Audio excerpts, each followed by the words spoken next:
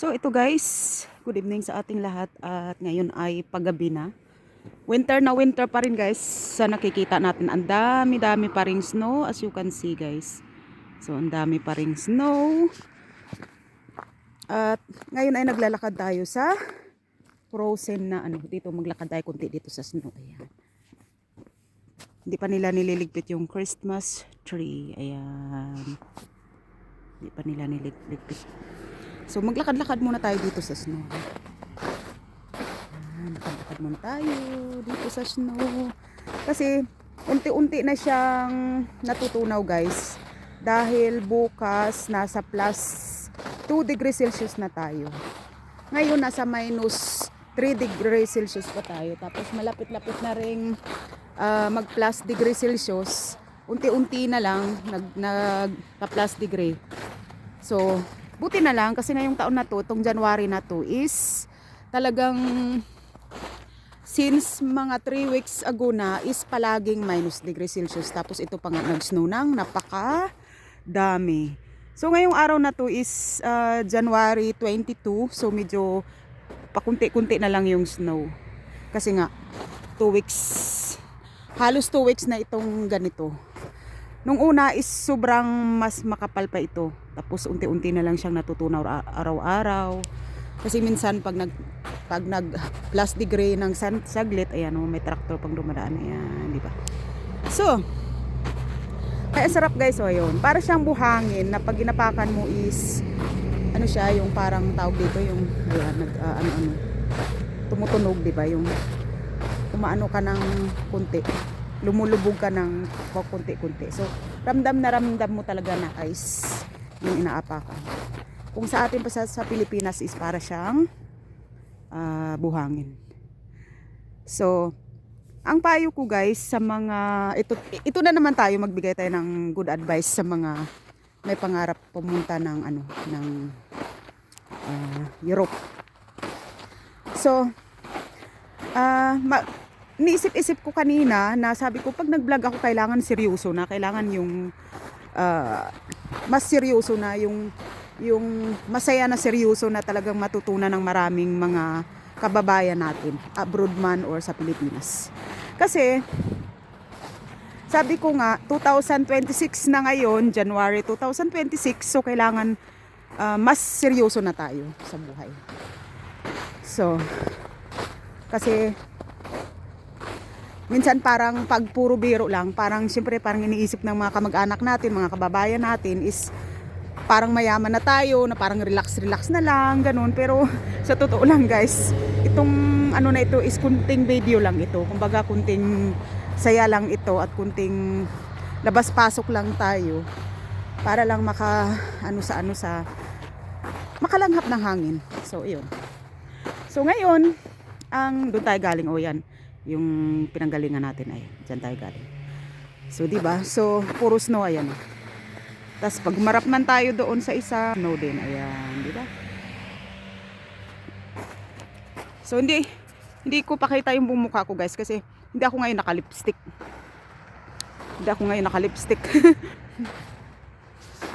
So dahil alam na ninyo bakit tayo nakaganito, kasi nga sa sobrang malamig. So ayan ang sa banda doon. At harap naman natin is ayan, di ba? So tayo kunti. So ayan. Pampadagdag lang ng kulay ng ating vlog. So ngayon guys, dahil nga dito tayo sa country na nagsusnow, so magbibigay ako ng mga maraming tips doon sa mga bagong may pangarap sa buhay na gustong makaipon ng mas mabilis.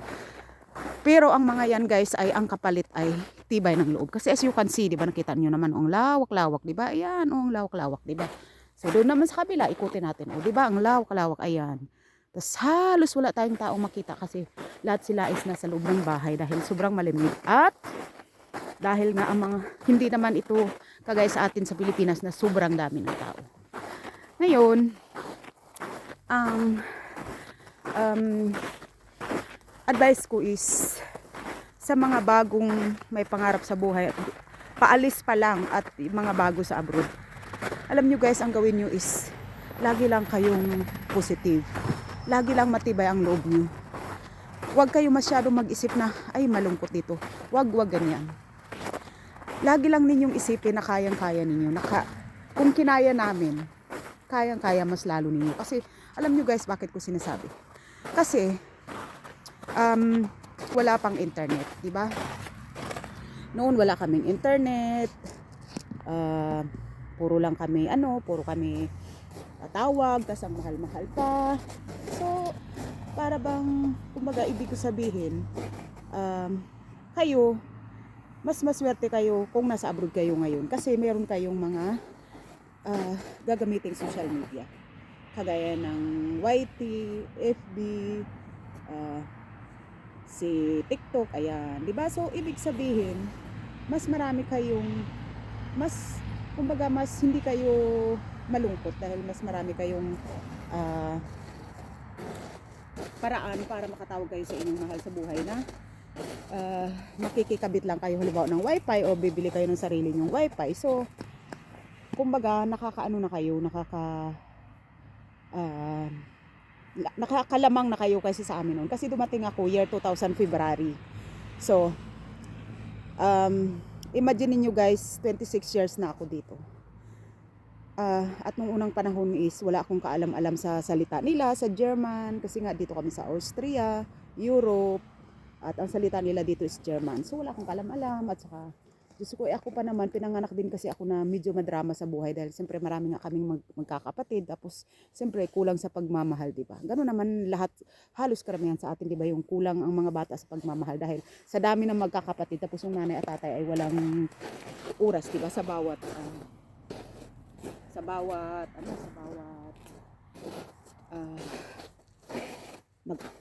bawat isa. So, halimbawa kami, kasi nga naman, 12 lahat kami. Tapos 11 na lang kasi namatay nga ang isa, 1984 pa yata yun namatay, or 1987, mga ganun, 1986 or 85, mga ganung taon. So, pero 11 pa rin kami. So, imagine mo yun, paano paghati-hatiin ng oras ng magulang namin is sa dami-dami namin. So, ang ginagawa ni nanay, dahil si nanay is, at saka si tatay is, siyempre gumagawa sila ng paraan para araw-araw meron silang trabaho. So, yung oras nila sa amin, halos wala na. Ang oras nila is sa trabaho na lang at pagliligpit at pagluto. So, pagod na sila doon. So, ngayon nung lumaki ako is nakakatulong na din ako kahit paano, nagugas ng plato, igib ng tubig. Kasi nga nun, alam mo naman sa atin sa probinsya, di ba? So, kaya, siyempre kulang tayo sa pagmamahal. So, madrama din ako nung dumating ako sa abroad. So, ngayon, kung ako sa inyo, kung kayo yung mga bago, is iwas kayo sa, lungkot.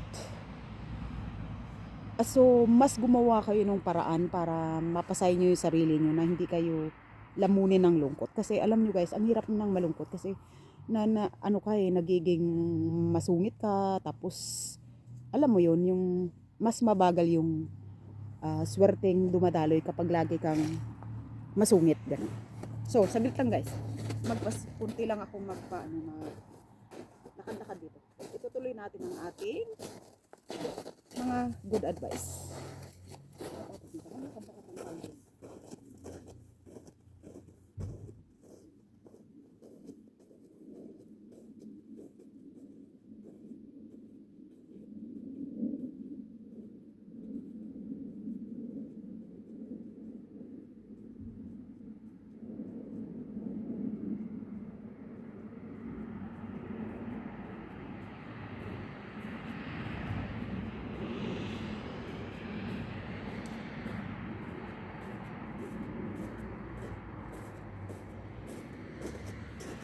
Ganda, diba?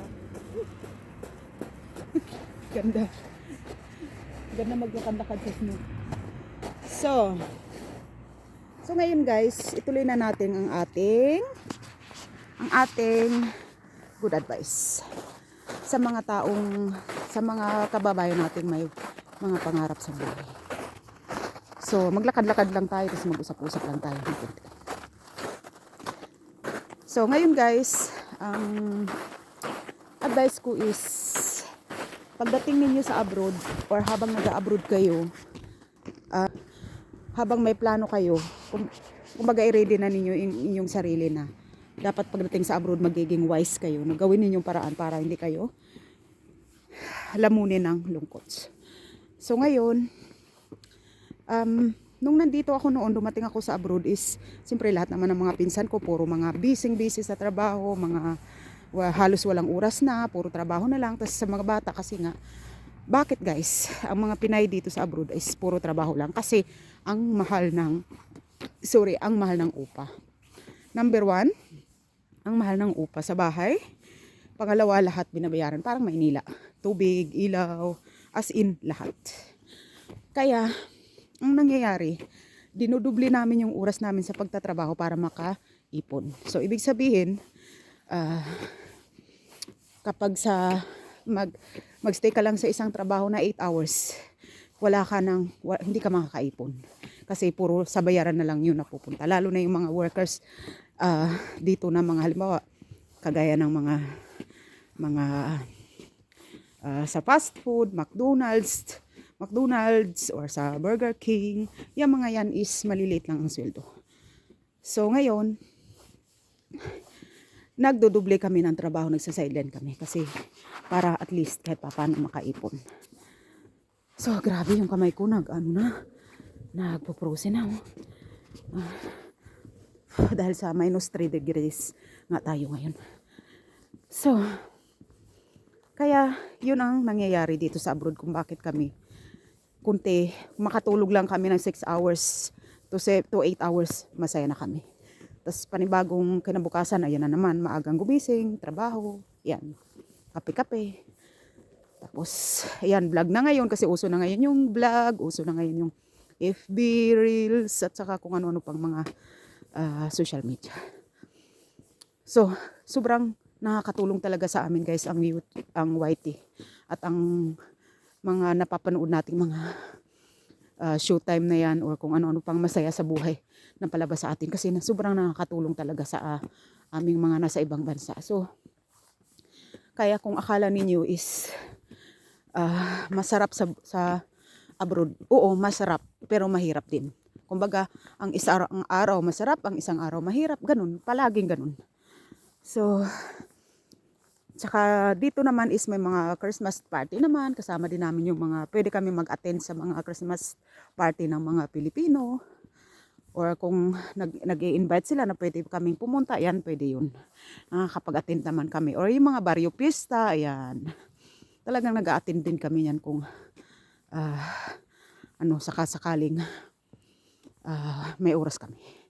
So kaya yung iba, napapansin niyo, nagbabakasyon talaga sila from Europe or from America to Philippines once a year kasi nga bawi-bawi na lang, 'di ba, sa sobrang puro trabaho. So, yun yung nangyayari. Kaya para sa akin, guys, kung ako sa inyo, tibayan ninyo ang loob ninyo. Pag halimbawa nandito na kayo, lalo na sa mga snow country kagaya nito, ang gawin niyo is magdamit kayo ng pang-winter. Lagi kayong gumamit ng ayan, gaya yan, 'di ba? So as in, 'di ba? So puro talagang itong guantes ko is manipis. So dapat mas makapal para mas maano sa lamig, mas matibay at mas ma-enjoy yung pag-walking kagaya ng ginagawa ko. So ayan, ayan, may nag-ice skating doon, tingnan niyo. Sa kabila, yan, nag-ice skating yung mga yan. So ayan, parang nag-isa lang siya, pero tingnan natin. Hindi kasi ako marunong mag-ice skating dahil ang ilang beses kong na-try pero lagi naman ako natutumba. But tingnan natin, baka pag nagbagong isip ko, baka bukas o makalawa mag-try uli ako ice skating. So buti na lang at day off ko ngayon. At bukas ay day off ko din. So ayan ang ilog, na frozen, ang maliit na ilog. Ayan guys, frozen or small river. So ayan, may nag-ice skating doon. So tawid tayo doon sa tulay. Dandahan lang kasi madulas, oh. Dandahan lang ating paglakad kasi madulas.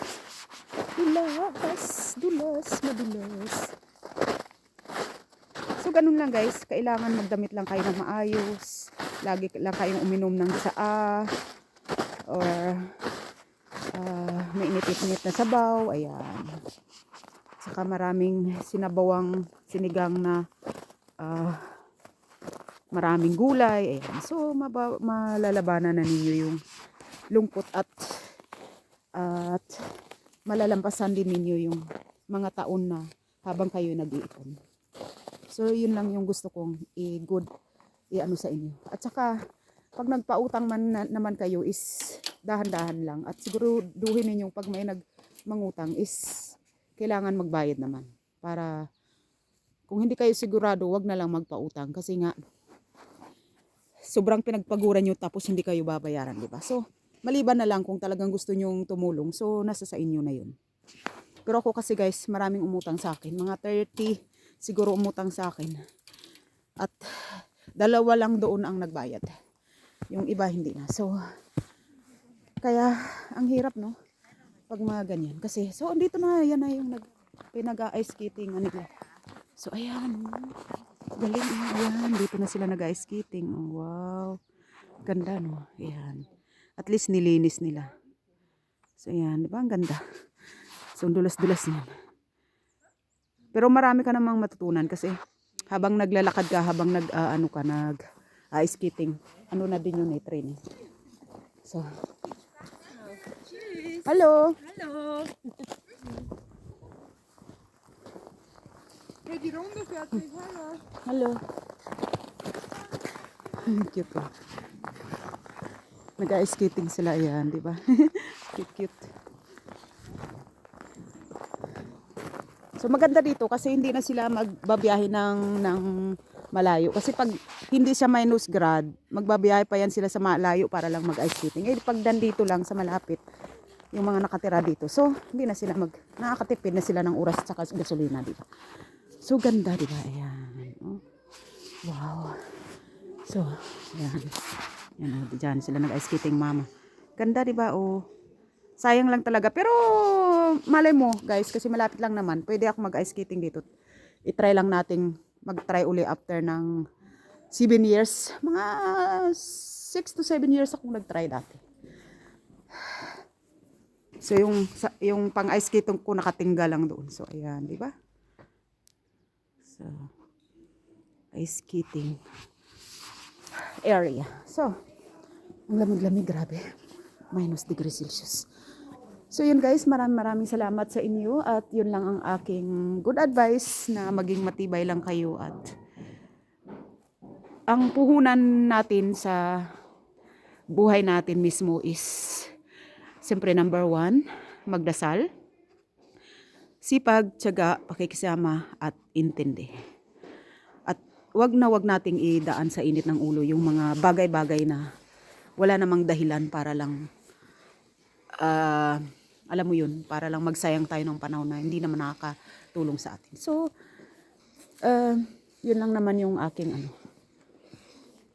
good advice. So, yan, marami-rami na sila. Marami-rami na silang nag-ice skating. Cute. Marami-rami na doon yung mga bata.